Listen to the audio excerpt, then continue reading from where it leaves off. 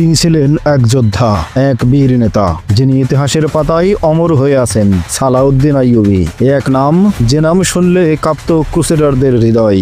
দুর্ভেদ্য দুর্গ, রক্তক্ষয়ী যুদ্ধ আর কৌশলের অপূর্ব নিদর্শন ছিল তার জীবন। জেরুজালেম পুনরুদ্ধারের সেই মহাকাব্যিক অভিযান আজও বিশ্বের অন্যতম গৌরব গাথা। এই সিরিজে আমরা তুলে ধরব সুলতান সালাউদ্দিন আইয়ুবীর প্রতিটি দুঃসাহসিক পদক্ষেপ, যে গল্প কেবল ইতিহাস নয়, এ এক প্রেরণার উৎস। আসুন ফিরে যাই সেই সময়ের স্রোতে, জেনে নেই সেই মহান বীর যোদ্ধার জীবন গাথা। ফেইথ অ্যান্ড ফ্যাক্টস এর আয়োজনে সালাউদ্দিন আইয়ুবীর দুঃসাহসিক অভিযানের আজকের পর্বে আপনাকে স্বাগতম। আমাদের প্রত্যেকটি ভিডিও তার পূর্ববর্তী ভিডিওর সাথে সম্পর্কযুক্ত। আপনি যদি আমাদের আগের ভিডিওগুলো না দেখে থাকেন, তাহলে এখনই আমাদের চ্যানেল থেকে আগের ভিডিওগুলো দেখে আসতে পারেন। আপনি নতুন হলে আমাদের চ্যানেলটি সাবস্ক্রাইব করুন। ইতিমধ্যে সাবস্ক্রাইব করে থাকলে অসংখ্য ধন্যবাদ। একদিকে আলী বিন সুফিয়ান ছুটছিলেন ষড়যন্ত্রের জাল ছিন্ন করে মানুষের মধ্যে রহস্যের উন্মোচন করার জন্য। অন্যদিকে উমরু দরবেশ আশিকে নিয়ে ছুটছিল ইসহাককে কারাগার থেকে মুক্ত করার জন্য। এরপর আলী বিন সুফিয়ান সেই গ্রামে গেলেন, যেই গ্রামে উমরু দরবেশ প্রথম রাতে কেরামতি দেখিয়ে মুসলমানদের বিভ্রান্ত করেছিল। তিনি তার কমান্ডো বাহিনীকে দায়িত্ব দিলেন যেন সমস্ত এলাকায় ছড়িয়ে পড়ে এবং উমরু দরবেশের ভিলকিবাজির মুখোশ উন্মোচন করে আসল সত্য জনগণকে অবহিত করে। গোয়েন্দা বাহিনী গ্রামের সাধারণ মানুষের পোশাকে চারিদিকে ছড়িয়ে পড়ল এবং উমরু দরবেশের ভণ্ডামি ধরা পড়ার কাহিনী লোকজনকে বলে বেড়াতে লাগলো। ইমাম সাহেব তার মুসল্লিদের সামনে জ্বালামি ভাষণ দিয়ে উজ্জীবিত করে তুললেন মুসল্লিদের। তিনি বললেন, সুদানীদের ষড়যন্ত্র সম্পর্কে তোমাদের প্রস্তুত এবং সতর্ক থাকতে হবে। সামরিক অভিযান ব্যর্থ হয়ে ওরা এখানকার মুসলমানদের বিভ্রান্ত করার অপচেষ্টায় লিপ্ত হয়েছে। আমাদের ঈমান নিয়ে সিনিমিনি খেলার অধিকার কারণেই আমরা এই পাহাড়ি অঞ্চলকে স্বাধীন মুসলিম রাজ্য মনে করি। এখানে দীর্ঘকাল ধরে যে ঐতিহ্যবাহী ইসলামী শাসন চলে আসছে তাই বহাল থাকবে। যদি এখানে নতুন করে কোনো গাদ্দার এবং গোয়েন্দা পয়দা হয়, তাহলে তাদের করুণ এবং দুঃখজনক পরিণতির জন্য তারা নিজেরাই দায়ী থাকবে। আলী বিন সুফিয়ান বিরাট ঝুঁকি নিয়ে এই অঞ্চলে পা দিয়েছিলেন। আল্লাহর রহমতে এবং তার বিচক্ষণ এবং সাহসী পদক্ষেপের ফলে অল্পতেই এই ষড়যন্ত্রের মূল উৎপাটিত হয়েছে। আলী বিন সুফিয়ান এবার তার কমান্ডো বাহিনীকে দুভাগে বিভক্ত করলেন। সুদানের কারাগার থেকে মুক্ত করে ইসহাককে একটি সুন্দর বাড়িতে রাখা হয়েছিল। তাকে সেখানে উন্নত মানের খাবার পরিবেশন করা হতো। তার সেবা যত্নের জন্য ছিল পর্যাপ্ত দাসদাসী। লোকজন তাকে যথেষ্ট সম্মান এবং সমীহ করত। নির্যাতন তো দূরের কথা, কেউ আর নতুন কোনো প্রস্তাব নিয়ে এসেও তাকে বিরক্ত করত না। তিনি ভালো করেই বুঝলেন কেন তার সাথে এমন ভালো ব্যবহার করা হচ্ছে। উমরু দরবেশ তাহলে তার মিশন নিয়ে এখান থেকে বেরিয়ে যেতে পেরেছে। মনে মনে বেশ স্বস্তি অনুভব করলেন তিনি। রাতে খাওয়া দাওয়ার পর ইসহাক তার কামরায় একাকী বসেছিল, ভাবছিল উমরু দরবেশের কথা। সে এখন কি করছে? সে কি ফাঁকি দিতে পেরেছে সুদানীদের, নাকি ওদের হাত থেকে মুক্ত হয়ে গিয়ে নতুন করে বিপদে জড়িয়ে পড়েছে? তার গোপন ইচ্ছা ফাঁস হয়ে গেলে তার ভাগ্যে কি ঘটবে ভাবতেই শিউরে উঠলেন তিনি। ইসহাক এখন কি করবেন সে কথাই চিন্তা করছিলেন। তিনি তার সামনে নতুন দুটি বিপদ দেখে আঁতকে উঠলেন। প্রথমত, উমরু দরবেশ কারাগারের কঠিন শাস্তির ভয়ে সুদানীদের খেলনায় পরিণত হতে পারে। দ্বিতীয়ত, উমরু দরবেশ তার নিজস্ব পরিকল্পনা বাস্তবায়ন করতে গিয়ে ধরা পড়তে পারে ওদের হাতে। দুই অবস্থাতেই ইসহাকের জীবন বিপন্ন হওয়ার আশঙ্কা রয়েছে। উমরু দরবেশের কথা ভাবতে গিয়ে এই আশঙ্কা মনে উদয় হতেই এক ধরনের ভয় এবং শিহরণ ও ব্যস্ততা অনুভব করলেন তিনি। উত্তেজনায় উঠে দাঁড়ালেন এবং ঘরময় পায়চারি করতে লাগলেন। শেষে সিদ্ধান্ত নিলেন উমরু দরবেশের জন্য অপেক্ষা করে লাভ নেই, যা করার তার নিজেকেই করতে হবে। ইসহাক নিজস্ব পরিকল্পনায় পালানোর কথা ভাবতে লাগলেন, কিন্তু কিভাবে পালাবেন তার কোনো পথ খুঁজে পেলেন না। সুদানীদের জন্য তিনি এক মূল্যবান কয়েদি, সেজন্য সুদান সরকার তার উপর কড়া পাহারার ব্যবস্থা রেখেছে। উমরু দরবেশ তার কাছ থেকে পৃথক হওয়ার সময় বলেছিল, সুদানি মুসলমানদেরকে সুদান সরকারের অনুগত বানানোর প্রস্তাবে রাজি হলে সরকার তাকে মুক্ত করে দেবে। তাহলে উমরু দরবেশ কি এখন মুসলমানদের ঈমান নষ্ট করার কাজ করে যাচ্ছে? ইসহাক জানালার শিক ধরে দাঁড়িয়ে এসব ভাবছিল এই জাহান্নাম থেকে মুক্তির তবে কি কোনো পথ নেই? সূর্য অস্ত গিয়েছে খানিক আগে। 4 জন অশ্বারোহী সুদানের রাজধানী খার্তুমে প্রবেশ করল। ডানে বায়ে না তাকিয়ে ওরা সোজা সামরিক হেডকোয়ার্টারে গিয়ে থামল। উমরু দরবেশ জানেন কোথায় যেতে হবে এবং কার সঙ্গে দেখা করতে হবে। তাকে নতুন চিন্তাধারার ট্রেনিং এখানেই দেওয়া হয়েছিল। রক্ষীদের কাছে পৌঁছেই উমরু দরবেশ বলল, জলদি আমাকে সেনাপতির কাছে পৌঁছে দাও। রক্ষী কমান্ডার দ্রুত তাকে সেনাপতির কাছে নিয়ে গেল। ব্যর্থ হয়ে ফিরেছ নাকি সফল হয়েছ? উমরু দরবেশকে দেখতে পেয়ে সেনাপতি প্রশ্ন করলেন। ভালো সংবাদ ওর কাছেই শোনো। উমরু দরবেশ আশির দিকে ইশারা করে বলল, হয়তো আমার কথা তোমার বিশ্বাস নাও হতে পারে। ক্লান্তি এবং অবসাদে কামরায় প্রবেশ করে আশি পালঙ্কের উপর শরীর এলিয়ে দিয়ে বসে পড়ল। উমরু দরবেশের কথা শুনে মদির কটাক্ষ হেনে তৃপ্তির হাসি হেসে বলল, ভনিতা রাখো তো দরবেশ, সবকিছু খুলে বলো। এখনো অনেক কাজ বাকি আছে, জলদি করো, কারণ আমাদের হাতে সময় বেশি নেই। আমাদের মিশন এত তাড়াতাড়ি সফল হবে এমন আশা আমরা মোটেই করছিলাম না। উমরু দরবেশ শেষে বললেন, তিনি কিভাবে কি করলেন সব খুলে বললেন। কেমন করে ভেজা কাপড়ে আগুন ধরালেন, কেমন করে তুজের তাজাল্লি দেখালেন, আর তার কথা বলার সময় সম্মোহন যে আবেগ তৈরি হতো, সবকিছু জানানো থাকলে আমিও তো মজে যেতাম। আশি উমরু দরবেশের কাজের প্রশংসা করতে গিয়ে অভিভূত কণ্ঠে বলল, লোকেরা তার কথা মুগ্ধ বিস্ময়ে গিলত। মনে হতো লোকগুলোর আলাদা কোনো অস্তিত্ব নেই, সবকিছু নিষ্প্রাণ নির্জীব, কেবল প্রাণময় সত্তা উমরু দরবেশ। সে যদি রহিমকে বলতো তোমার নাম রাম, তাহলে লোকগুলো হয়তো তাই বিশ্বাস করত। কেন, কেউ কি এই পর্যন্ত আপনাকে আমাদের সাফল্যের সংবাদ দেয়নি? না, কেউ আসেনি। সুদানি সেনাপতি বলল, আমি তো তোমাদেরকে নিয়ে মহাদুশ্চিন্তায় পড়ে গিয়েছিলাম। অধীর আগ্রহে অপেক্ষা করছিলাম তোমাদের মিশনের খবর শোনার জন্য। উমরু দরবেশ এই কথা শুনে একটু আশ্বস্ত হলেন। যাক, এখনও সেই গোয়েন্দা এসে পৌঁছায়নি যে আলীর গোয়েন্দাদের চোখে ধুলা দিয়ে জনতার মধ্যে থেকে পালিয়ে আসতে সক্ষম হয়েছিল। উমরু দরবেশ সেনাপতির কথা বিশ্বাস করল, কারণ সে গোয়েন্দা জানত না উমরু দরবেশ খার্তুমের পথ ধরেছে। ফলে তার চলার গতি সেই আবেগ এবং শঙ্কা কাজ করেনি যে ভয় তাড়িত করেছে উমরু দরবেশদের। সমান গতিতে আসলেও তার এসে পৌঁছাতে সময় লাগার কথা, কারণ তাড়া খেয়ে সে নিশ্চয়ই সোজা পথে আসবে না। ঘুর পথে আসতে গেলে সময় তো একটু বেশি লাগবেই। উমরু দরবেশ সুদানি গোয়েন্দাদের আগমন বিলম্বে খুশি হলো। সবাইকে বোকা বানিয়ে ইসাককে নিয়ে সরে পড়ার এটাই সুযোগ। ওই গোয়েন্দা এসে পড়লে সঙ্গে সঙ্গে আসল ঘটনা জানাজানি হয়ে যাবে। তখন উমরু দরবেশের ভাগ্যে আগের মতো আমার কারাগারের জীবনও জুটবে না। একমাত্র মৃত্যু ছাড়া আর কোনো শাস্তিই বরাদ্দ হবে না এই অপরাধীর জন্য। এখন আমার ইসাককে প্রয়োজন। কোনো রকম ভূমিকা ছাড়াই উমরু দরবেশ বলল, আমি সেখানকার মুসলমানদের মগজ ধোলাই করেছি। আমি তাদের সুদান সরকারের অনুগত হতেও রাজি করাতে পেরেছি। আমি সালাউদ্দিন আইবির বিরুদ্ধে তাদের মনে ঘৃণা এবং শত্রুতার মনোভাব জাগিয়ে তুলতে সক্ষম হয়েছি। তাদের অন্তরে আমি এই ধারণা বদ্ধমূল করতে পেরেছি যে সালাউদ্দিন আইবি ফেরাউনদের উত্তরসূরি। এখন প্রয়োজন সুদানের সেনাবাহিনীতে ভর্তি হওয়ার জন্য তাদেরকে ডাক দেওয়া। এই ডাক কেবল সেই দিতে পারে যে সেখানকার মুসলমানদের আস্থাভাজন এবং বিশ্বাসীদের নেতা। যদি তেমন কাউকে দিয়ে একবার সেখানকার মুসলমানদের এই আহ্বান জানাতে পারেন, আমার বিশ্বাস সে এলাকা পুরোপুরি আপনাদের করায়ত্তে এসে যাবে। আমি জানি এবং যাচাই করেও দেখেছি তাদের একমাত্র বিশ্বস্ত নেতা ইসহাক। এছাড়া আর এমন কেউ নেই যার ডাকে তারা বিনা প্রশ্নে সাড়া দেবে। কিন্তু ইসহাককে কে বোঝাবে? সুদানি সেনাপতি বলল, আমি তো তাকে সে এলাকায় আমির করারও লোভ দেখিয়েছি। তাকে এমন কঠিন কঠিন শাস্তি দিয়েছি যে শাস্তি ঘোড়াও সহ্য করতে পারে না। আশিকে পাঠিয়েছিলাম তাকে বশ করতে, সেও ব্যর্থ হয়ে ফিরে এসেছে। এখন আমাকে চেষ্টা করতে দিন। উমরু দরবেশ বলল, তাকে কারাগার থেকে বের করে সেই কামরাতে আনুন যেখানে আপনি তাকে এবং আমাকে একদিন রেখেছিলেন। আপনি তার শত্রু, কিন্তু আমি তার সঙ্গী এবং বন্ধু। তুমি কি আশিকে দিয়ে আরেকবার চেষ্টা করবে? সুদানি সেনাপতি বলল। না। উমরু দরবেশ বলল, এখন আমি আমার কথার জাদুতে তাকে বাধ্য করব। আমি তার উপর সেই সম্মোহন বিদ্যা প্রয়োগ করব, যেই বিদ্যার কারণে আমার বংশ দরবেশ বংশ হিসেবে পরিচিত। কেবল একটি রাত, আশা করি সূর্য ওঠার আগেই সে আমার জালে বন্দী হবে। আমি বেশি সময় নিতে চাই না। সে এলাকায় আমার অনুপস্থিতি দীর্ঘ হলে তাদের ঘোর কেটে যেতে পারে। ঘোর কাটার আগেই আমি তাদের শোনাতে চাই সেই আহ্বান, যে আহ্বান শোনানোর জন্য আপনারা এতকাল ধরে অধীর আগ্রহে অপেক্ষা করছেন। আপনি জানেন সেখানে মিশরের গোয়েন্দা রয়েছে। আমি সেখানে যে জাদু চালিয়েছি, সেই জাদুর প্রভাব নষ্ট করার মতো সুযোগ আমি মিশরি গোয়েন্দাদের দিতে চাই না। সুদানি সেনাপতি উমরু দরবেশের দুই সঙ্গী সম্পর্কে জিজ্ঞেস করলো। উমরু দরবেশ বলল, এরা আমার দুই মুরিদ। এরা আমার এমন ভক্ত হয়ে গেছে যে বাড়িঘর ছেড়ে মরার আগ পর্যন্ত আমার খেদমত করার জন্য স্বেচ্ছায় চলে এসেছে। ভেবে দেখলাম কাজকর্ম করানোর জন্য দু একজন লোক সঙ্গে থাকাই ভালো, তাই ওদের সঙ্গে থাকার অনুমতি দিয়েছি। উমরু দরবেশের সেই কাঙ্ক্ষিত কামরায় নিয়ে আসা হলো ইসহাককে। সেনাপতি নিজেই ইসহাকের সাথে দেখা করে বলল, আমি তোমাদের জাতীয় প্রেরণা এবং বিশ্বাসের প্রতি আকৃষ্ট হয়ে পড়েছি। তোমার এক বন্ধু উমরু দরবেশ তোমার সাথে দেখা করতে চাই। আমি আশা করি তোমাদের সাক্ষাৎ প্রীতিপদ হবে। আমাকে কারাগারের জঘন্য পরিবেশে রাখো, তার চেয়ে জঘন্য নরকের পরিবেশে রাখো, অথবা তোমাদের মহলে রাখো, অত্যাচার করে কোনো লোভ দেখাও, তাতে আমার পথ থেকে এক চুলও সরাতে পারবে না। ইসহাক বলল, তুমি আমাকে মৃত্যুকূপে নিয়ে যাও অথবা রাজপ্রাসাদে, আমি ঈমান বিক্রি করব না। বন্ধুত্ব আর শত্রুতা সবই আমার কাছে সমান। সব কিছুর উপর থাকবে আমার বিশ্বাস, আমার ঈমান। সুদানি সেনাপতি হেসে দিল।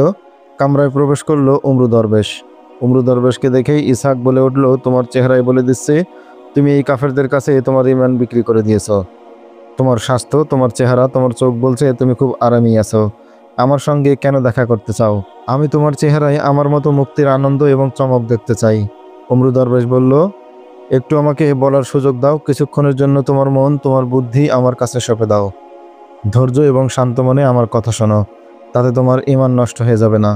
আমি তোমার ঈমান কিনতে আসিনি। ঈমান নিয়ে ব্যবসা আমি করি না। আমি তোমার বন্ধু, তোমার মঙ্গলকামী। কিসে তোমার কল্যাণ, কিসে অকল্যাণ, কিসে মঙ্গল, কিসে অমঙ্গল, এটুকু শুধু আমি তোমার সাথে খোলাখুলি এবং অন্তরঙ্গ পরিবেশে আলাপ করতে চাই। এই আলাপের সময় সুদানি সেনাপতি পাশেই দাঁড়িয়েছিল। ইসহাক তাদের এক মূল্যবান কয়েদি। তার ব্যাপারে কোনো রকম ঝুঁকি নিতে রাজি নয় সেনাপতি। অমরু দরবেশও একসময় কয়েদি ছিল। অমরু দরবেশ ধোঁকাও তো দিতে পারে। তাদের দুজনকে এক কামরায় গোপন আলাপের সুযোগ দেওয়া সমীচীন মনে করল না সেনাপতি।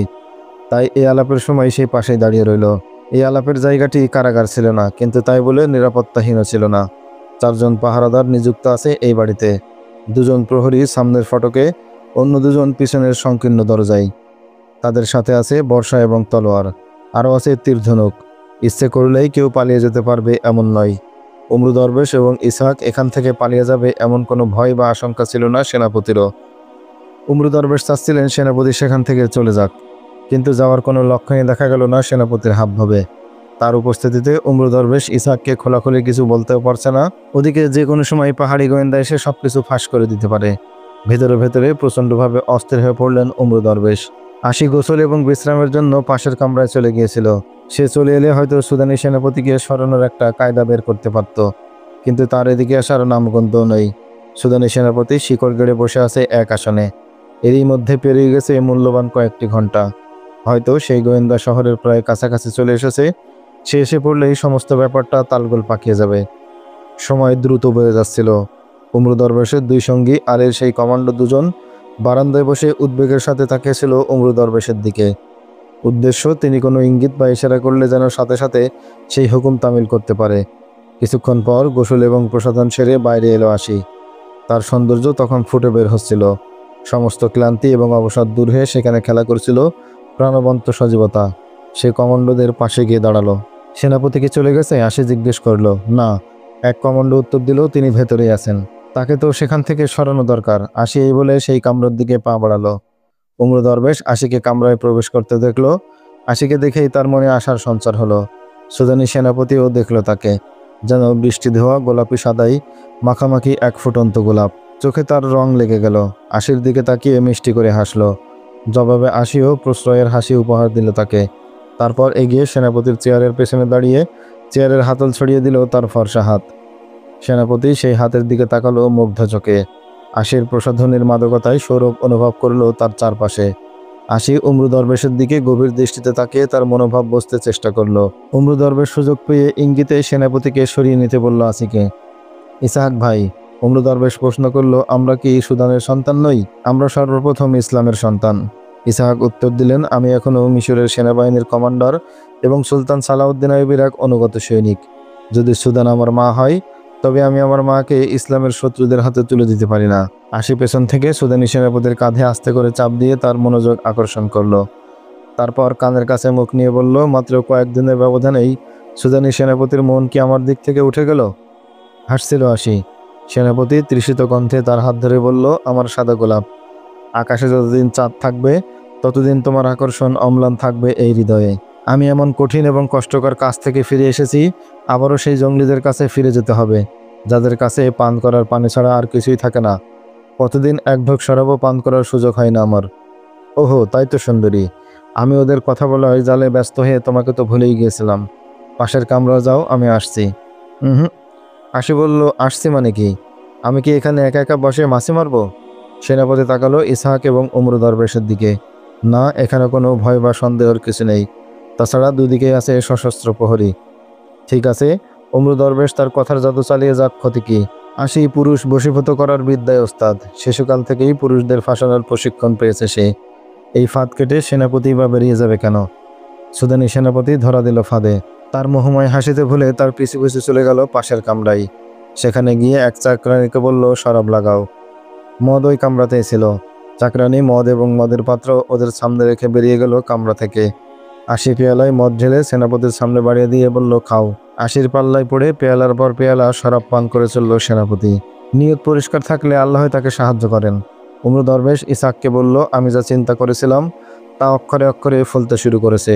সব কথা বলার সময় এখন নয়, আগে এই শহর থেকে বেরোই, তারপর সব কথা তোমাকে খুলে বলতে পারবো। দুজন কমান্ডো সঙ্গে নিয়ে এসেছি। এখন সামনের ফটকে যে দুজন এবং পিছনের দরজায় দুজন, মোট 4 জন প্রহরী আছে। সামনের ফটকে আমরা যাব না, আমরা বেরোবো পেছনের দরজা দিয়ে।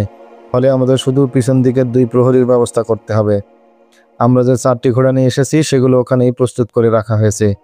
প্রহরীদের 4টি ঘোড়াও সেখানে রাখা। তোমার জন্য সেখান থেকে যে কোনো একটা নিয়ে নিতে হবে। আমাদের এলাকায় মিশর থেকে কিছু লোক এসেছে। তাদের নেতা অতিশয় বিচক্ষণ এবং বুদ্ধিমান লোক। আমি তার নাম জানতে চেয়েছিলাম, কিন্তু তিনি তার নাম আমার কাছে প্রকাশ করতে রাজি হননি। তারাই পাহাড়ি অঞ্চলে প্রতি মুহূর্তে কী ঘটছে সেই সংবাদ কায়রো পৌঁছে দিচ্ছে। তাদের সহযোগিতায় সেখানে সব সুদানি গুপ্তচরকে বন্দী করা হয়েছে। তিনি তোমাকে নিয়ে যাওয়ার জন্য আমার সঙ্গে 2 জন কমান্ডো পাঠিয়ে দিয়েছেন। থামলেন উমরু দরবেশ। এদিক ওদিক তাকিয়ে বলল, সেনাপতিকে সরিয়ে নিয়ে মেয়েটি কোথায় গেল আমি একটু দেখে আসি। মেয়েটাকেও সঙ্গে নিয়ে যেতে হবে, তুমি তৈরি হয়ে নাও। কেন? ইসাক জিজ্ঞেস করলো, ওই বদ মেয়েটার সাথে তোমার কি সম্পর্ক? বাইরে গিয়ে তোমাকে সব বলবো। উমরু দরবেশ বলল, সে যেন সম্পর্ক নয়, মেয়েটি মুসলমান। উমরু দরবেশ কামরা থেকে বেরিয়ে এলেন। প্রহরীরা দেখছে সুদানি সেনাপতি ও মেহমানকে যথেষ্ট সম্মান এবং সমীহ করেন। সেজন্য তারাও তাকে বিপজ্জনক বন্দী ভাবার পরিবর্তে সম্মানিত মেহমান হিসেবেই দেখছিল। এমন মেহমানকে অসন্তুষ্ট করে সেনাপতির বিরাগভাজন হওয়ার ঝুঁকি কে নেয়? তিনি প্রথমে বারান্দায় বসা তার 2 সঙ্গীর কাছে গেলেন। তিনি তাদের বললেন, এক্ষুনি প্রহরীদের সামাল দিতে হবে। তিনি আস্তে করে আশির কামরার দরজায় ধাক্কা দিলেন। দরজা নড়ে উঠল। সেনাপতি নেশার ঘরে জড়িত কণ্ঠে বলল, কে রে ওখানে? আমি দেখছি, বলল আশি। সে উঠে এসে দরজা খুলে সামান্য একটু ফাঁক করে উমরু দরবেশকে দেখতে পেল।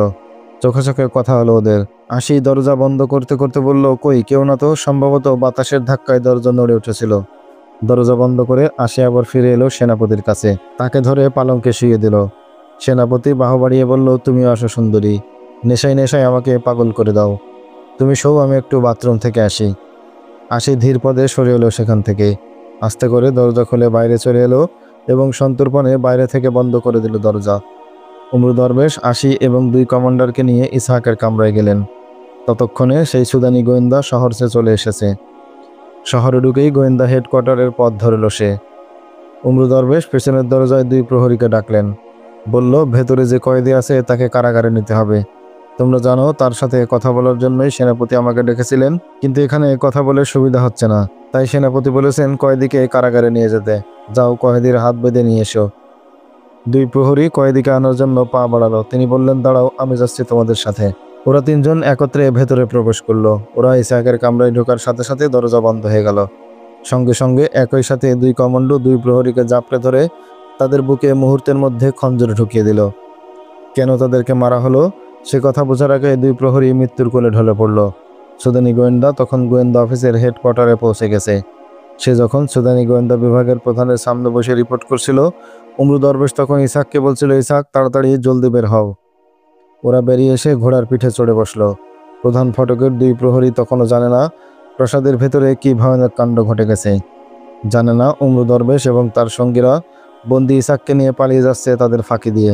তারা নিশ্চিন্ত মনে ফটকে দাঁড়িয়ে ডিউটি দিয়ে চলল। ইসহাককে নিয়ে উমরু দরবেশ যখন ঘোড়ায় চড়ে বসলো তখন অনেক রাত। শহরের পথঘাট শুনশান, ফাঁকা। 900 প্রহরী ছাড়া সবাই ডুবে আছে ঘুমের অতল তলে। 5টি ঘোড়ার পিঠে চড়ে বসেছে 4 জন পুরুষ এবং 1 জন নারী। যত দ্রুত সম্ভব তারা শহর থেকে বেরিয়ে যেতে চায়। ঘোড়ার পিঠে চাবুক কষল ওরা। সবার সামনে উমরু দরবেশ, তার পেছনে আশি, তার পেছনে ইসহাক এবং সবার পেছনে পাশাপাশি আলী বিন সুফিয়ানের অসম সাহসী জানবাজ 2 কমান্ডো। রাতের নিরাপত্তা খান খান করে তীর বেগে ছুটে চলল ঘোড়া। 900 প্রহরীরা কিছু বুঝে ওঠার আগেই শহর থেকে বেরিয়ে এলো ওরা। কারা যায়, কোথায় যায়, একথা জানার আগেই মরুভূমির বিশাল বিস্তারের অন্ধকারে হারিয়ে গেল ছোট্ট এই দলটি। 900 প্রহরীরা জানতেও পারল না সুদানি কারাগারের 2 মূল্যবান কয়েদি এবং সুদানি গোয়েন্দা বাহিনীর হীরার টুকরো এক মেয়েকে নিয়ে কেটে পড়ছে মিশরি 2 কমান্ডো। পাহাড়ি গোয়েন্দার রিপোর্ট পেয়ে তাকে নিয়ে সেনাপতির কাছে ছুটল গোয়েন্দা প্রধান। পথে বেরিয়েই তারা দেখতে পেল 5টি ঘোড়া উদ্দেশ্যে তাদের পাশ কেটে এগিয়ে যাচ্ছে। কিন্তু এসব দিকে খেয়াল দেওয়ার মতো মন মানসিকতা তাদের তখন ছিল না। ওদের মগজে কাজ করছিল একটাই চিন্তা, উমরু দরবেশের মিশন ব্যর্থ হয়েছে, এই খবর সেনাপতিকে পৌঁছাতে হবে। তারা সেনাপতির বাসায় খোঁজ নিয়ে জানতে পারল তিনি রাতে বাসায় ফেরেননি। সঙ্গে সঙ্গে তারা ছুটল সেনা অফিসে। ওখান থেকে জানতে পারল তিনি বেসামরিক এলাকার সামরিক বাহিনীর গোপন আস্তানায় আছেন। সঙ্গে সঙ্গে তারা ছুটল সেখানে। তারা সেখানে পৌঁছে সদর দরজায় কারাঘাত করল। পরিচয় নিয়ে ফটক খুলে দিল পাহারারত প্রহরীদ্বয়। গোয়েন্দা প্রধান বলল, সেনাপতি এখন কোথায়? প্রহরীরা তাদেরকে সেই কামরা দেখিয়ে দিল যেখানে তিনি আশিকে নিয়ে সরেবার আসর জমিয়েছিলেন। পাহাড়ি গোয়েন্দা এবং গোয়েন্দা প্রধান ছুটে গেল সেই কামরায়। মাতাল সেনাপতি তখন নেশার ঘরে বেহুশ। তাকে ডাকা হলো, কিন্তু ঘুম ভাঙল না তার। গায়ে ঝাঁকুনি দিয়ে বলা হলো, উঠুন, জরুরি খবর আছে। কিন্তু তাতেও তার হোশ হলো না। শেষে তার নাক মুখে পানির ছেটা দেওয়া হলো। জড়িত কণ্ঠে তিনি বললেন, কি ব্যাপার, এত রাতে বিরক্ত করছে কেন? গোয়েন্দা প্রধান বলল, জরুরি খবর আছে, জলদি উঠুন। এবার ঘুম সম্পূর্ণ টুটে গেল সেনাপতির। তিনি সজাগ হয়ে বললেন, উমরু দরবেশ এবং তার সাথীরা কোথায়? সে খবর নিয়ে আমি এসেছি, বলল পাহাড়ি অঞ্চল থেকে আগত গোয়েন্দা। কি খবর নিয়ে এসেছ? উমরু দরবেশের মিশন ব্যর্থ হয়ে গেছে। মিশরের গোয়েন্দারা ধরে নিয়ে গেছে আশি। উমরু দরবেশ এবং আমাদের অন্যান্য সাথীদের একজন নিহত হয়েছে ওদের হাতে। কি আবল তাবল বকছ? আশি এবং উমরু দরবেশ তো এখন এখানেই আছে। তাদের মিশন সম্পূর্ণ সফল হয়েছে। উমরু দরবেশ সেখানকার জনগণকে শেষ পর্যন্ত বোকা বানাতে পেরেছে। এবার বিস্মিত হবার পালা গোয়েন্দার। সে অবাক হয়ে বলল, উমরু দরবেশ এবং আশি এখানে? সে কি করে হয়? আমি নিজের চোখে দেখেছি। আমাদের সবাই ধরা পড়ে গেছে। আশি এবং উমরু দরবেশকে ঘিরে রেখেছে মিশরের একদল কমান্ডো বাহিনী। তোমার মাথা খারাপ হয়ে গেছে। পাশের কামরায় গিয়ে দেখো, উমরু দরবেশ এখন ওখানেই আছে। ওরা দুজন ছুটে গেল পাশের কামরায়, যেখানে আশি, উমরু দরবেশ এবং তার দুই ভক্ত কয়েদি ইসহাক। ওরা কেউ নেই। তার বদলে সেখানে পড়ে আছে তাদের দুই প্রহরীর রক্তাক্ত লাশ। গোয়েন্দা প্রধান কিছুক্ষণ বিমূঢ় হয়ে দাঁড়িয়ে রইল। বিশ্বাসই করতে পারছিলেন না, চোখের সামনে পড়ে আছে মহলের দুই প্রহরীর লাশ। তখনও লাশ থেকে রক্ত চুইয়ে পড়ছে। কামরার মাঝে ভেসে এসছে সেই রক্ত। গোয়েন্দা প্রধান ছুটে কামরা থেকে বাইরে এলো। বারান্দায় দাঁড়িয়ে তাকালো ফটকের দিকে। সেখানে দুই প্রহরী নিশ্চিন্তে দাঁড়িয়ে আছে। তিনি চিৎকার করে ডাকলেন, এই উল্লুকে দর, জলদি এদিকে আয়। প্রহরীরা ছুটে এলো। গোয়েন্দা প্রধান তস্ত পায়ে গিয়ে ঢুকলো সেনাপতির কামরায়। তার পেছনে পেছনে হতভম্ব সেই গোয়েন্দা। সেনাপতি তখনও মদের নেশা পুরোপুরি কাটিয়ে উঠতে পারেনি। আচ্ছন্নের মতো বসেছিল কামরায়। গোয়েন্দা প্রধান বলল, সর্বনাশ হয়ে গেছে। আমাদের দুই প্রহরীকে খুন করে পালিয়েছে বন্দিরা। কি বলছো তুমি? তড়াক করে লাফিয়ে উঠল সেনাপতি। ওরা ওই ঘরে নেই। ওখানে আমাদের দুই প্রহরীর লাশ পড়ে আছে। বন্দিরা উধাও। আশি, আশি কোথায়? তাকেও কোথাও দেখছি না। সেনাপতি ছুটে গেল সেই কামরায়। তার পেছনে পেছনে গেল ফটকের প্রহরীরা। শোরগোল এবং ছোটাছুটি শুরু হয়ে গেল মহলময়। ডাক চিৎকারে জেগে উঠল মহলের চাকর চাকরানি এবং খাদেমরা। হইচল হট্টগোলে শুনে মনে হচ্ছিল বাড়িতে ডাকাত পড়েছে। মহর জুলে যখন হুলুস্থুলুস চলছিল, উমরু দরবেশ, ইসহাক, দুই কমান্ডো এবং আশি তখন শহর থেকে অনেক দূরে। শিকারির তাড়া খেয়ে মৃত্যু ভয়ে ভীত হরিণের মতো ওরা তখন ছুটে চলেছে সেই পাহাড়ি অঞ্চলের দিকে, যেখানে তাদের জন্য অপেক্ষা করছে আলী বিন সুফিয়ান। একসময় কোলাহল কিছুটা কমল। সেনাপতি, গোয়েন্দা প্রধান এবং পাহাড়ি অঞ্চল থেকে আগত গোয়েন্দাকে নিয়ে এক কামরায় বসলো তখন আলোচনার জন্য। তার কাছ থেকে শুনল উমরু দরবেশের তৎপরতার পূর্ণ বিবরণ। উমরু দরবেশ তাকে বোকা বানিয়েছে বুঝতে পেরে শক্ত হয়ে উঠল চোয়ালের মাংস। দাঁতে দাঁত চেপে অস্পষ্ট কণ্ঠে সেও কেবল উচ্চারণ করল, হুঁ। গোয়েন্দা প্রধান বলল, এখনই ওদের পিছু ধাওয়া করা দরকার। রাখো তোমার পিছু ধাওয়া। এখান থেকে ওরা বেরিয়েছে 1-1.5 ঘন্টা আগে। তুমি কি মনে করো ওদের নাগালে পাওয়া এতই সোজা? আহাম্মক, ওরা এখন ছুটছে প্রাণের মায়ায়। যতই চেষ্টা করো কিছুতেই ওদের নাগালে পাবে না। ওদের পিছু ধাওয়া করার চিন্তা বাদ দিয়ে কিভাবে আত্মরক্ষা করবে সেই চিন্তা করো। আশি এবং উমরু দরবেশের কাছে এমন সব তথ্য আছে আমাদের সর্বনাশ করার জন্য যা যথেষ্ট। আমি ভাবছি মিশরীয় গোয়েন্দা বাহিনী এসব তথ্য পেলে আমাদের ভাগ্যে কী ঘটবে। পরদিন মধ্যরাতে উমরু দরবেশ সবাইকে নিয়ে পাহাড়ি এলাকায় প্রবেশ করলেন। আলী বিন সুফিয়ান তার জন্য অধীর হয়ে অপেক্ষা করছিলেন। তার আস্থা ছিল মিশন যত জটিল এবং দুঃসাহসী হোক না কেন, উমরু দরবেশের এই মিশন সফল হবে। আলী বিন সুফিয়ান প্রথমে ভাবলেন ইসহাককে নিয়ে ও ফিরে এলেই ওদের তিনি মিশরে পাঠিয়ে দেবেন। কিন্তু পরে ভেবে দেখলেন পাহাড়ি এলাকায় এরই মধ্যে যে বিভ্রান্তি ছড়ানোর চেষ্টা করা হয়েছে তার মোকাবেলায় এদের দুজনকেই এ এলাকায় রেখে দেওয়া প্রয়োজন। ওরা এলাকায় থাকলে এবং লোকদের সাথে মেলামেশা করলে মানুষের অন্তর সাহস এবং তৃপ্তি পাবে। সুদানিরা যে ধোঁকাবাজ সে কথা সবার মনে বদ্ধমূল করে দিতে পারলে ভবিষ্যতে ওরা নতুন কোনো চাল চাললেও জনগণ তা সহজে বিশ্বাস করবে না। সুতরাং উমরু দরবেশের দল ওখানে এসে পৌঁছার সাথে সাথেই আলী বিন সুফিয়ান তাদের দেখাশোনার জন্য কিছু লোককে নিয়োগ করলেন। এরপর মিশর সেনাবাহিনীর কিছু চৌকস কমান্ডোকে পুরো এলাকায় ছড়িয়ে দিলেন, যাতে ওরা সুদানিদের যে কোনো তৎপরতার খবর দ্রুত সংগ্রহ করতে পারে। ওদের বললেন যে কোনো ধরনের খবর পাওয়ার সাথে সাথে তা কায়রো পৌঁছানোর ব্যবস্থা করবে। আর ছোটখাটো হামলা এলে তা মোকাবেলার জন্য কায়রোর সিদ্ধান্তের জন্য বসে থাকবে না। সুদানি বাহিনী আক্রমণ করলে গোপনে রাতে গিয়ে অতর্কিত আক্রমণ চালিয়ে তাদেরকে এই এলাকা থেকে বিতাড়িত করে দেবে। আলী বিন সুফিয়ান সবাইকে যার যার দায়িত্ব বুঝিয়ে দিয়ে এক সন্ধ্যায় কায়রোর পথ ধরলেন। সঙ্গী হলো তার সাথে আসা অপর 3 কমান্ডো। 4 জনের ছোট্ট কাফেলা যখন পথে নামলো তখন ওদের বিদায় জানানোর জন্য সেখানে জামায়াত হয়েছিল গ্রামের কয়েক হাজার লোক। লোকগুলোর চোখে মুখে তখন ইমানের দীপ্তি জ্বলজ্বল করছিল। প্রতিটি হৃদয় আপনজন হারানোর বেদনায় বিধুর ছিল, চোখে ছিল উদ্গত অশ্রু। আলী বিন সুফিয়ান খোদা হাফেজ বলে ঘোড়ায় চড়ে বসলেন। দেখতে দেখতে আলী এবং তার সঙ্গীদের ঘোড়া দৃষ্টির আড়ালে চলে গেল। লোকগুলো বোবা দৃষ্টি নিয়ে তাকিয়ে রইল ওদের গমন পথের দিকে। আলী বিন সুফিয়ান যখন সুদানির ষড়যন্ত্র ব্যর্থ করে দিয়ে পাহাড়ি অঞ্চলের মুসলমানদের জন্য ছিনিয়ে আনছিলেন বিজয়, বুদ্ধির খেলায় হারিয়ে দিয়ে সেখানে মিশরের সপক্ষ জনমতকে সংগঠিত করেছিলেন, আইয়ুবী তখন ত্রিদলীয় জোটকে পরাজিত করার দুর্বার গতিতে এগিয়ে যাচ্ছিলেন হলবের দিকে। মুসলিম আমিরদের সম্মিলিত বাহিনীর বিরুদ্ধে সুলতান আইয়ুবীর বিজয় ওদের মনোবল ভেঙে দিয়েছিল। সম্মিলিত আক্রমণ প্রতিহত করেই ক্ষান্ত হননি সুলতান। আলাদা আলাদাভাবে গুমাস্ত বিন সাইফুদ্দিন এবং আল মালিকুস সালেহর ক্যাম্পেও চড়াই হয়ে তাদের তছনছ করে দেন। বাধ্য হয়ে প্রাণের মায়ায় এই 3 শক্তির সৈন্যরা তখন পালিয়ে আত্মরক্ষার চেষ্টা করছিল। সম্মিলিত বাহিনীকে পরাজিত করার পর সুলতান সালাউদ্দিন আইয়ুবী পলাতক বাহিনীর পিছু ধাওয়া করলেন। সম্মুখে অগ্রসর হয়ে পথের ছোট ছোট রাজ্য এবং কেল্লা একের পর এক বশীভূত করে এগিয়ে চললেন হলবের দিকে। হলব ছিল সম্মিলিত বাহিনীর গুরুত্বপূর্ণ ঘাঁটি এবং আল মালিকুস সালেহের সর্বশেষ আশ্রয়স্থল এবং সামরিক কেন্দ্র।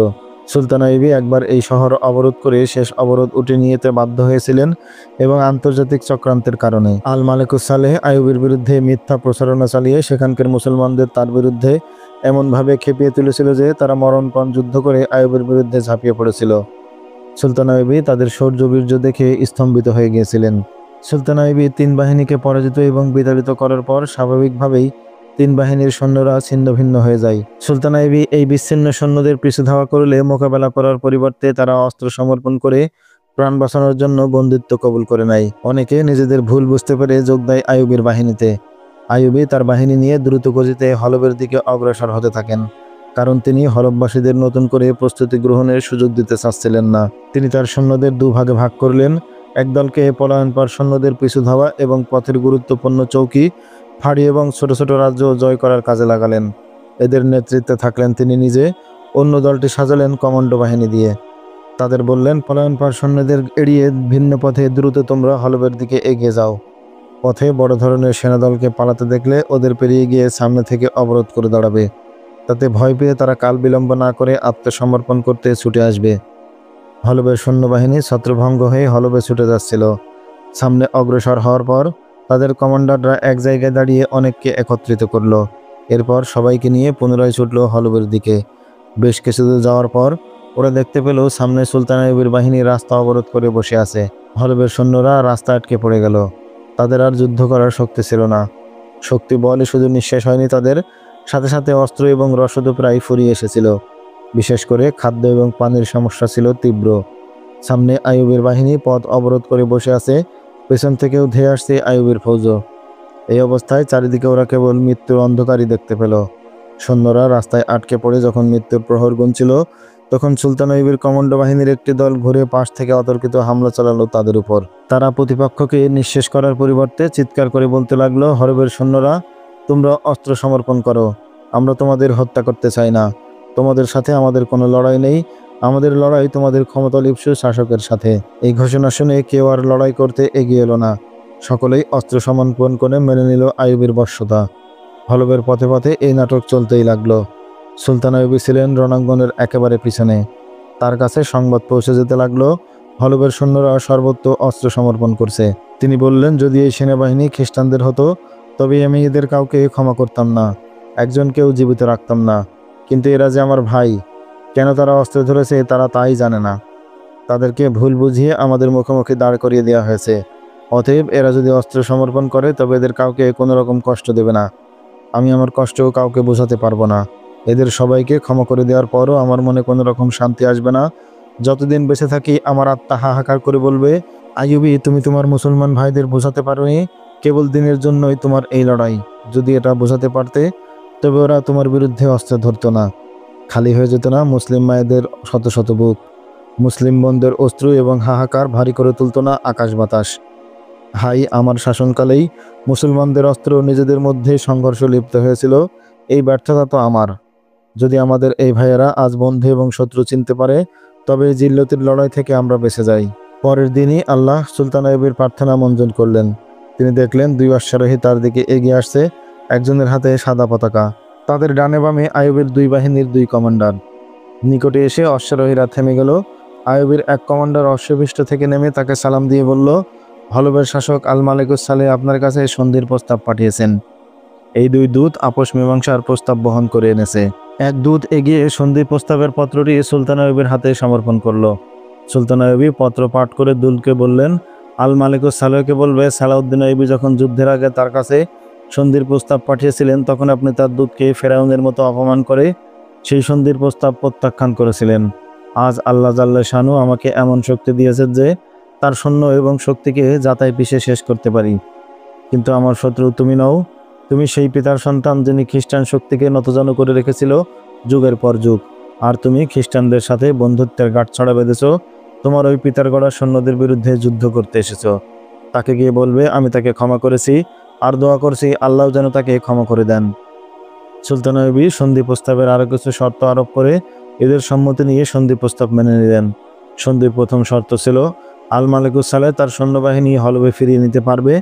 দ্বিতীয় শর্ত হলো আইয়ুবের সৈন্যরা যখন হলবে প্রবেশ করবে, তখন তাদের অগ্রযাত্রায় কোনো রকম বাধা সৃষ্টি করতে পারবে না আল মালিকুস সালেহের সৈন্যরা। এই সন্ধির শর্ত অনুসারে আজ সালেহ তার সৈন্য হলবে ফিরিয়ে নিতে গেল। সাইফুদ্দিনও পিছে সরিয়ে পালিয়ে মুসিলের দিকে চলে গেল। গুমাস্তুগিন তার কেল্লা হারানে ফিরে না গিয়ে হলবে যাত্রা করল। সুলতান আইয়ুবী তার সৈন্য অভিযানে আরও সামনে এগিয়ে নিয়ে হলবের পথে গুরুত্বপূর্ণ স্থানে তুর্কামানের স্থায়ী ক্যাম্প করে সেখানে অবস্থান নিলেন। এই ক্যাম্পে অবস্থানকালে একদিন এক অভাবতী ঘটনা ঘটল। হলব থেকে এক কাছের তার কাছে এসে আল মালিকুস সালেহের একটি বিশেষ পত্র তার হাতে তুলে দিল। সুলতান আইয়ুবী পত্রটি পড়ে চমকে উঠলেন। এই চিঠি আসলে আইয়ুবীর কাছে লেখা হয়নি। চিঠি আল মালিকুস সালেহ লিখেছিল সাইফুদ্দিনের কাছে। কিন্তু যেই কাসেদকে আল মালিকুস সালেহ নির্বাচন করেছিল এই চিঠি সাইফুদ্দিনের কাছে পৌঁছে দেওয়ার জন্য, সে ছিল মূলত আইয়ুবীর গোয়েন্দা। তাই চিঠিটি সাইফুদ্দিনের কাছে না গিয়ে এসে পৌঁছলো আইয়ুবীর হাতে। চিঠিতে আল মালিকুস সালেহ লিখেছিল, ভাই সাইফুদ্দিন, আপনার চিঠি পেয়েছি। চিঠি পড়ে বুঝতে পেরেছি আপনি আমার উপর যথেষ্ট ক্রুদ্ধ আছেন। আপনার এই ক্ষোভের সঙ্গত কারণও আছে। আমি সালাউদ্দিন আইয়ুবীর কাছে অস্ত্র সমর্পণ করে তার সঙ্গে সন্ধি করেছি। নিঃসন্দেহে এটা আমাদের সংকল্প এবং শপথের পরিপন্থী, কিন্তু এছাড়া আমার আর কোনো উপায় ছিল না। আপনি জানেন আমার সেনাবাহিনী তার বাহিনীর ঘেরাওয়ের মধ্যে পড়ে গিয়েছিল। আমার সৈন্যরা ছিল ভীত সন্ত্রস্ত এবং ক্লান্ত। বহু সৈন্য আগেই নিহত হয়েছিল, বাকিদেরও অনেকে ছিল আহত। তারা কেউ যুদ্ধ করার অবস্থায় ছিল না। এই অবস্থায় আহত সৈন্যদের মৃত্যুর দুয়ারে ঠেলে দিতে তাতে লাভ তো হতোই না, বরং ক্ষতিই হতো আমাদের। আমার সেনাপতি এবং কমান্ডাররা অবস্থা দৃষ্টে আমাকে পরামর্শ দিল সালাউদ্দিন আইয়ুবের সাথে সন্ধির নামে প্রতারণা করে তাদের জীবন বাঁচাতে। তাদের বেষ্টনী থেকে নিজের সৈন্যদের মুক্ত করার আর কোনো পথ না দেখে এই প্রস্তাব আমি মেনে নিতে বাধ্য হই। ফলে কী পরিস্থিতিতে এবং কেন আমি সুলতান সালাউদ্দিন আইয়ুবের কাছে সন্ধির প্রস্তাব পাঠিয়েছিলাম নিশ্চয়ই তা বুঝতে পারছেন। সম্মানিত ভাই গাজী সাইফুদ্দিন, আপনি নিশ্চিন্ত থাকুন, আমি কিছুটা সময় হাতে পাওয়ার জন্য এই সন্ধি করেছি। এই সন্ধি না করলে আমার কাছে আজ আর একটি সৈন্যও থাকতো না। আমি এখন হলবে বসে আমার সৈন্যদেরকে নতুন করে সাজাচ্ছি, নতুন সৈন্য ভর্তি করছি। আমি সুলতান সালাউদ্দিন আইয়ুবীর দাবি অনুসারে এই শর্ত মেনে নিয়েছি যে তার বাহিনী হলব অভিমুখে অগ্রসর হলে তার অগ্রগতি প্রতিরোধ করব না। কিন্তু তিনি যখন এখানে আসবেন তখন তার সৈন্যদের এমনভাবে বাধা দেওয়া হবে যেই বাধার কথা চিন্তাও করেননি তিনি। আপনিও আপনার সৈন্যদেরকে নতুনভাবে আদ্যপান্ত সাজিয়ে নিন, কারণ সুলতান আইয়ুবীর শক্তি নিঃশেষ করতে হলে আবারও আমাদের মিলিতভাবে যুদ্ধ করতে হবে। এই চিঠিতে আরও অনেক কিছু লেখা ছিল। ঐতিহাসিকরা একমত হয়েছেন আল মালিকুস সালেহ সুলতান আইয়ুবীকে ধোঁকা দিয়েছিলেন। সাইফুদ্দিনের চিঠির উত্তরে তিনি যে চিঠি পাঠিয়েছিলেন ভাগ্যক্রমেই তা সুলতান আইয়ুবীর হাতে গিয়ে পড়েছিল। যদি এই চিঠি আইয়ুবীর গুপ্তচরের হাতে না পড়ে অন্য কারো হাতে পড়ত, তাহলে আইয়ুবী কোনোদিনই এসব তথ্য জানতে পারতেন না। ইউরোপের ঐতিহাসিকরা অবশ্য বলেছেন চিঠি খামে পড়ার সময় ভুলক্রমে তা সুলতান সালাউদ্দিন আইয়ুবীর নামের খামে ঢুকানো হয়েছিল। কিন্তু মুসলিম ঐতিহাসিকরা একমত সুলতান আইয়ুবীর গোয়েন্দা বিভাগ সর্বক্ষণে এমন সতর্ক এবং দক্ষতার সাথে নিযুক্ত ছিল যে তার গোয়েন্দারা এই কাজটি করেছিল। কাজী বাহাউদ্দিন সাদ্দাত লিখেছেন, এই চিঠি সুলতান আইয়ুবীকে এক কঠিন চিন্তায় ফেলেছিল যে তিনি কয়েক ঘন্টা তার সঙ্গী সাথীদের সাথেও কথা বলেননি। তাঁবুতে একা বসে এই চিঠির বিষয় নিয়ে চিন্তায় নিমগ্ন ছিলেন। যাই হোক, একসময় তার এই অবস্থা কেটে গেল। তাঁবুর বাইরে এসে তিনি সঙ্গীদের বললেন, তোমাদের জন্য একই সাথে বেদনা এবং খুশির একটি খবর আছে।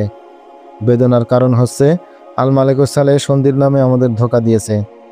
খুশির কারণ হচ্ছে সে যে ধোঁকা দিয়েছে এই খবরটি আমরা জেনে গেছি। আমার কাছে আজ এমন একটি পত্র নিয়ে এসেছে যাতে শত্রুদের ষড়যন্ত্র এবং পরিকল্পনার বিস্তারিত উল্লেখ আছে। তিনি আল মালেকুস সালেহ এবং তার দোসরদের উপযুক্ত শিক্ষা দেওয়ার সিদ্ধান্ত নিলেন।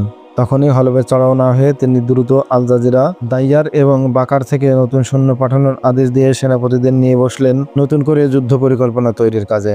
আরও একটি রক্তাক্ত যুদ্ধের নিখুঁত পরিকল্পনা তৈরি হতে মগ্ন হয়ে পড়লেন সুলতান সালাউদ্দিন আইয়ুবী এবং তার বিশ্বস্ত জাদরেল সেনাপতিগণ। তখন 1175 খ্রিস্টাব্দের এপ্রিল মাস। সময়টা ছিল মুসলমানদের জন্য পরম পুণ্য এবং সৌভাগ্য আহরণের। হিজরি 570 সালের পবিত্র রমজান মাস শুরু হয়েছে। এই সময় তিনটি রাজ্যের মুসলিম আমির নুরুদ্দিন জঙ্গির পুত্র আল মালেকুস সালেহ, বিখ্যাত হারান দুর্গের অধিপতি গুমাস্তুগিন এবং মোসালের আমির সাইফুদ্দিন গাজী একজোট হয়ে সুলতান আইয়ুবীর বিরুদ্ধে মাঠে নেমে চরম পরাজয় বরণ করে পালাচ্ছিল। এদের সহযোগিতা এবং বুদ্ধি পরামর্শ দিয়ে পথে নামিয়েছিল খ্রিস্টানরা। যুদ্ধের জন্য সরবরাহ করেছিল ঘোড়া, উট এবং জ্বালানি। সরবরাহ করেছিল যুদ্ধের সব রকম অস্ত্র এবং গোলাবারুদ। এর কারণও ছিল অনেক তিক্ত অভিজ্ঞতার পর খ্রিস্টানরা বুঝেছিল সুলতান আইয়ুবীকে যুদ্ধের ময়দানে পরাজিত করা অসম্ভব। কিন্তু তাকে পরাজিত করতে না পারলে তাদের মূল উদ্দেশ্য কোনোদিনই সফল হবে না। যদিও ফিলিস্তিন এখন তাদেরই দখলে, তাতে দুনিয়া থেকে ইসলাম বিদায় নেবে না। ইসলামকে দুনিয়া থেকে মিটাই দিতে হলে জয় করতে হবে ইসলামের কেন্দ্রভূমি মক্কা এবং মদিনা, জয় করতে হবে আরব ভূমি। কিন্তু আইয়ুবী বেঁচে থাকলে তা সম্ভব নয়। আবার আইয়ুবীকে যুদ্ধের ময়দানে পরাজিত করাও তাদের পক্ষে অসম্ভব। এই অবস্থায় ষড়যন্ত্র এবং কূটনৈতিক যুদ্ধে এখন তাদের একমাত্র ভরসা। এই কূটনৈতিক যুদ্ধের উপায় খুঁজতে গিয়ে খ্রিস্টানরা মুসলমানদের মধ্যে তিনটি দুর্বলতা আবিষ্কার করল। এই দুর্বলতার পথ ধরেই মুসলমানদেরকে নিঃশেষ করার পরিকল্পনা করল খ্রিস্টানরা। দুর্বলতা হিসেবে তারা চিহ্নিত করল ক্ষমতার লালসা, অর্থ এবং সম্পদের লালসা এবং নারী এবং ভোগের লালসা। ক্রুসেডাররা ইউরোপ থেকে যখন প্রথম এখানে আসে তখন তাদের মনে ছিল সীমাহীন আত্মবিশ্বাস। তারা এই আশা ভরসা নিয়ে এখানে এসেছিল উন্নত অস্ত্রশস্ত্র এবং নৌশক্তির বলে মুসলমানদেরকে তারা অল্প সময়ের মধ্যেই শেষ করে দিতে পারবে। প্রথম কিবলা বাইতুল মুকাদ্দাস দখলের পর এই আত্মবিশ্বাস তাদের আরও বেড়ে গিয়েছিল। ভেবেছিল খানায়ে কাবা এবং মদিনাতুন নবী সহজে তাদের অধিকারভুক্ত হবে, আর এটুকু করতে পারলেই দুনিয়া থেকে ইসলাম বিদায়ের পথ খুলে যাবে। কিন্তু তারা জানত না, ধর্ম কোনো গাছ নয় যে তাকে মূল থেকে উপড়ে ফেলা যাবে এবং কেটে ফেলা যাবে, আর উপড়ে ফেলার সাথে সাথেই তা শুকিয়ে মারা যাবে। অথবা ধর্ম কোনো বইয়ের পাতাও নয়, তা পুড়িয়ে ছাই করে দেয়া যাবে। ধর্ম হলো বিশ্বাস এবং চেতনার নাম। যেই চেতনা এবং বিশ্বাস মানুষের মন এবং মগজকে নিয়ন্ত্রণ এবং পরিচালনা করে, নিয়ন্ত্রণ করে মানুষের সকল কর্মকাণ্ড। মানুষ জীবনের পথ পাড়ি দেয় এই বিশ্বাসের সম্বলকে বুকে নিয়ে। নিজের চেতনার রঙেই রাঙিয়ে তোলে মানুষ তার কর্মের ভুবন। মানুষ মারা যায়, কিন্তু তার এই বিশ্বাস এবং চেতনা মরে না। ফলে মানুষকে হত্যা করলেই কোনো মতবাদ এবং বিশ্বাসের শেষ হয়ে যায় না, বরং তার সাথীদের মনে হত্যাকারীর বিরুদ্ধে ক্ষোভ আর বিশ্বাসের প্রতি মমত্ববোধ বাড়িয়ে দেয়। যেই মমত্ব এবং ভালোবাসা বিশ্বাসকে বাঁচিয়ে রাখার অমোঘ শক্তি দান করে, তাকে করে তোলে আরও সজীব এবং প্রাণবন্ত। সাইফুদ্দিন গাজীকে লেখা আল মালেকুস সালেহের চিঠি পাওয়ার পরের কথা। আইয়ুবীর চোখের সামনে ভেসে উঠল খ্রিস্টানদের ষড়যন্ত্র এবং কুটিল চক্রান্তের শিকার মুসলিম আমিরদের মুখগুলো।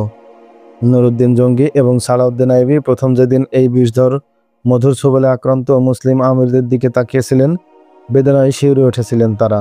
আমিরদের চেতনা এবং বিশ্বাস কী করে নষ্ট হচ্ছে তার কারণ খুঁজতে গিয়ে তারা আবিষ্কার করলেন দুশ্মনের এক অঘোষিত নীরব যুদ্ধ। দুশ্মনের মিসরির ছুরি এবং অদৃশ্য তীরের আঘাতে মৃত্যু ঘটেছে মুসলমানিত্বের, অথচ সেই জানতেই পারছে না মুসলমানদের ঔরসে জন্মগ্রহণ করে মুসলিম নাম নিয়ে জীবনধারণ করার পরও তার আমল কেন অমুসলমানদের মতোই উদ্দেশ্যহীন, চেতনাহীন এবং বেপরোয়া হয়ে যাচ্ছে। আইয়ুবীর মনে পড়ে গেল মুসলিম আমির এবং শাসক শ্রেণীর মনে এই লালসা এবং নেশা ঢুকিয়েই ইহুদি এবং খ্রিস্টানরা মুসলমানদের হাত থেকে কেড়ে নিয়েছিল ফিলিস্তিন, অধিকার করে নিয়েছিল বহু ছোট ছোট মুসলিম রাজ্য এবং পরগনা। যেখানে ইহুদি এবং খ্রিস্টানরা সরাসরি কারায়ত্ত করতে পারল না, সেই রাজ্যের শাসক শ্রেণীর মধ্যে এ বিষ এমনভাবে ঢুকিয়ে দিল যে যেসব মুসলিম আমির এবং শাসকরা হয়ে দাঁড়ালো ওদের তল্পিবাহক। দেখতে দেখতে ইহুদি এবং খ্রিস্টানরা সর্বক্ষেত্রে এই মুসলমানদের এমন মোড়ল সাজে বসলো যে কে যে ওইসব আমিরের বন্ধু আর কে নয় বুঝে ওঠা দুষ্কর হয়ে পড়ল। একজন মুসলমান আমির বা সেনাপতি, সে যে কারো অনুগত, মুসলিম উম্মার নাকি খ্রিস্টানদের, এই প্রশ্নের কোনো নিরেট জবাব ছিল না কারো হাতে। অবিশ্বাসের এক অদৃশ্য সবল প্রত্যেকেই অনুভব করছিল নিজ নিজ বুকে। নুরুদ্দিন জঙ্গি এবং সুলতান আইবের সামনে এই ছিল বিরাট সমস্যা। নুরুদ্দিন জঙ্গির মৃত্যুর পর সুলতান আইবি এই সমস্যা আরও তীব্রভাবে অনুভব করলেন।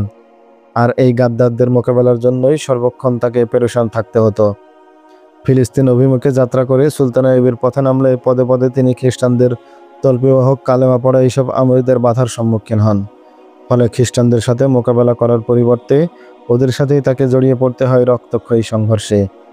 আর খ্রিস্টান কুসেদাররা ওদের উৎসাহ এবং মদত দিয়ে নিরাপদ দূরত্বে বসে এই তামাশা উপভোগ করছিল।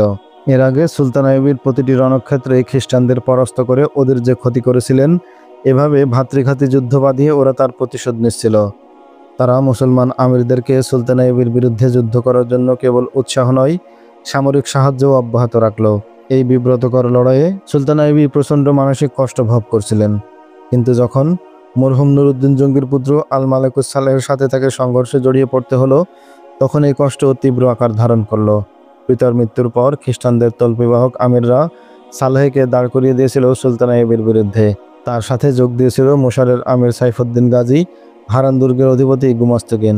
তিনি ভেবেছিলেন সম্মিলিত বাহিনীর পরাজয়ের পর এই অবস্থার পরিবর্তন ঘটবে। বিশেষ করে আল মালেকুস সালেহ সন্ধির প্রস্তাব পাঠালে তিনি মনে করলেন যাক, এতদিনে সালেহ তার ভুল বুঝতে পেরেছে। কিন্তু গোয়েন্দার চিঠিতে তার বিশ্বাসঘাতকতার কথা জানতে পেরে সীমাহীন পেরেশানির মধ্যে পড়ে গেলেন সুলতান আইবি।